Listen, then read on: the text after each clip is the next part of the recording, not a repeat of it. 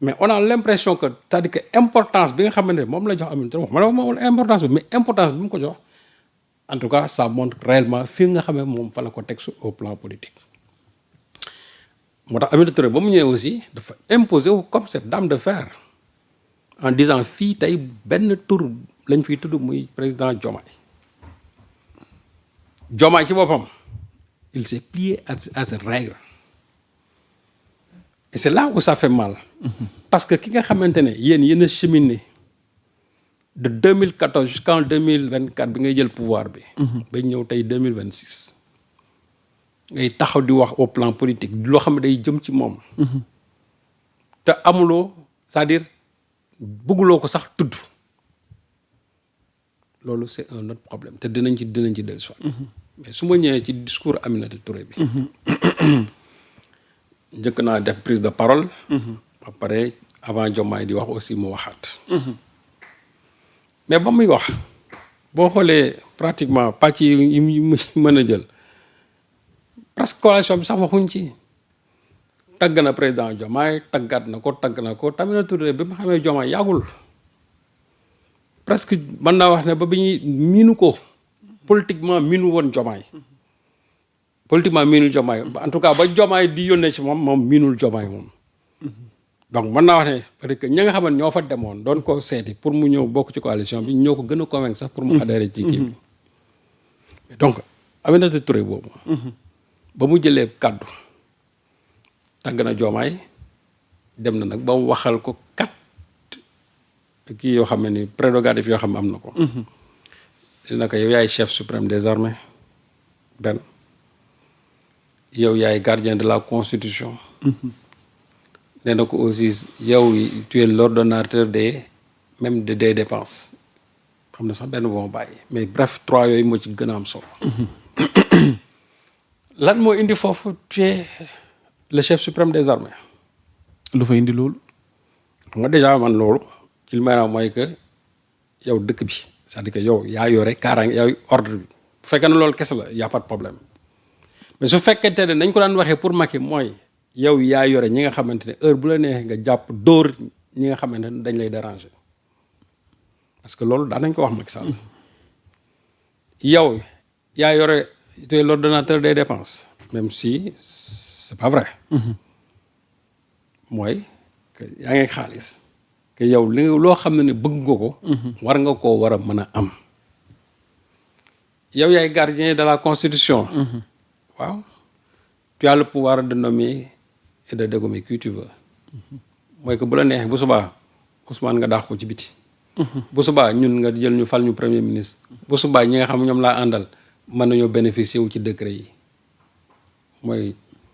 yow yi tu es le gardien de la constitution. xam nga kooku déjà ma ngay tagg Diomaye ma ngi koy solal ay mbubb loolu muy wax yëpp yooyu c'est vrai nit ñi xam nañ ko. donc jarul ñëw ba foofu di ko feddliwaat parce que feddli bi foofu c'est un message qu'on envoie pas à Diomaye mais c'est un message qu'on envoie à Sonko et à ses militants. mais loolu les gens ils ont bien compris. ce discours en tout cas cette partie du discours de Aminata Touré. mais xam nga aussi Aminata Touré wax jooju daanaka wax Macky Sall wax jooju daanaka wax Macky Sall maa ngi fàttaliku 26 juillet 2022 bi mu demee ci élection législative yi bi mu demee Fatick lu mu wax jeunesse Fatick mu ne leen yéen jël leen exemple ci président Macky Sall vous ne pouvez pas avoir meilleur exemple que le président Macky Sall de par sa générosité son abnégation et cetera tous les termes là amélioratifs ñu ngi ci biir.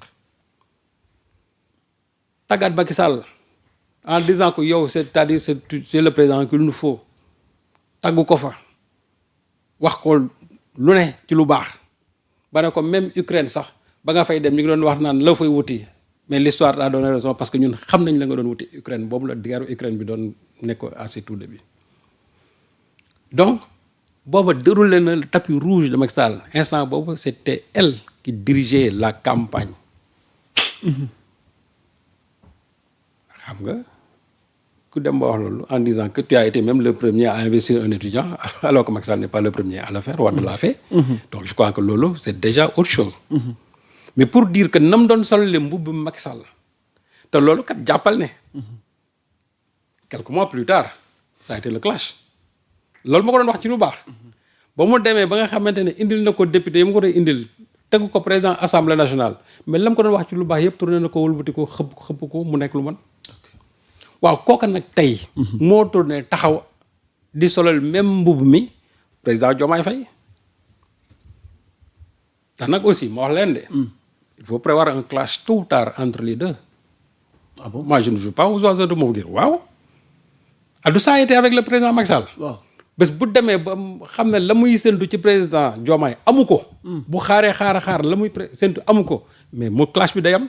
parce que politiciens aussi ñoo noonu la ils ne sont guidés que par les appétits képp koo fi dégg man maa ngi muñ ak maa ngi léegi lii ay waxi kese la ok ña fa toog ñëpp tey koo fa dégg muy agité wu xamal ne en filigrane mi ngi xalaat benn promotion muy maître Abdoulaye Tine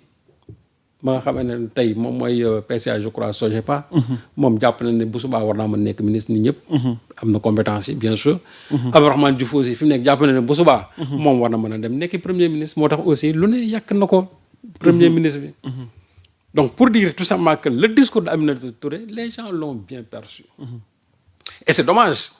que le président Diomaye tey genre discours yi di ko neex ba ma gis ko vraiment il était guéré en tout cas à un haut point et que sur l'histoire de ce pays-là xam ne ñiy toog fii di la tagg bu subaa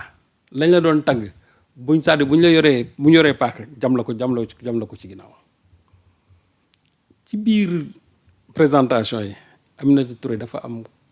ñaar ñu fa présenté mooy ñi nga xamante ne jàpp nañ ne ñoom les réseaux territoriaux maires yi ñoo leen doon débauché maire yi muy Fally Seck di Mamadou Thiaw Fally Seck nekk maire Ross Béthio Mamadou Thiaw daal di nekk maire Tassette nee na ñooñu ils ont été les architectes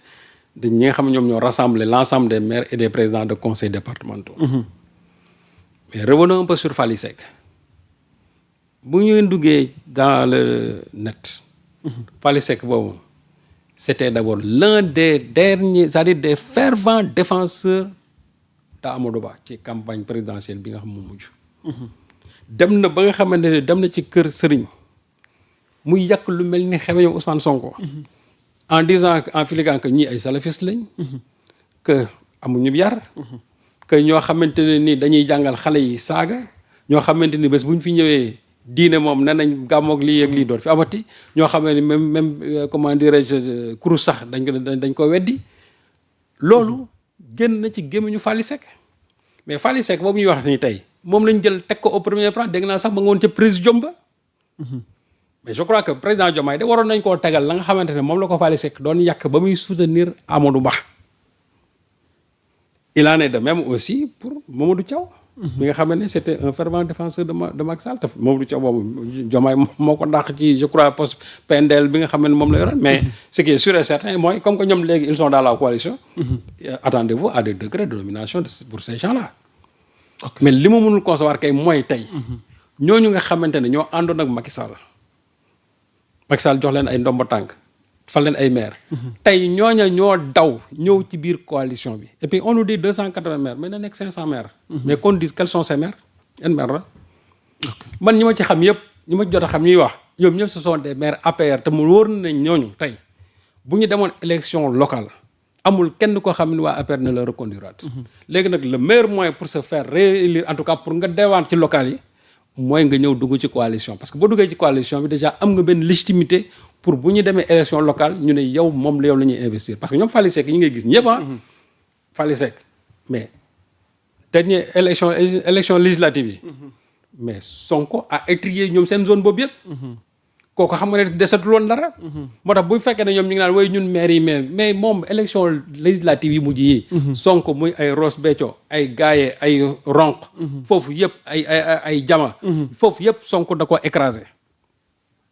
boobu Fally Seck ma nga fa comme maire kooku tey lan la fa dese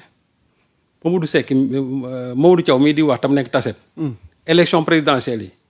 mais écart voix bi nga xam ne moo am entre moom ak entre Diomaye ak Amadou Ba mais mat na presque 2500 kooku ça signifie waaw Tassette bi. non li ma la bëgg wax kon moom.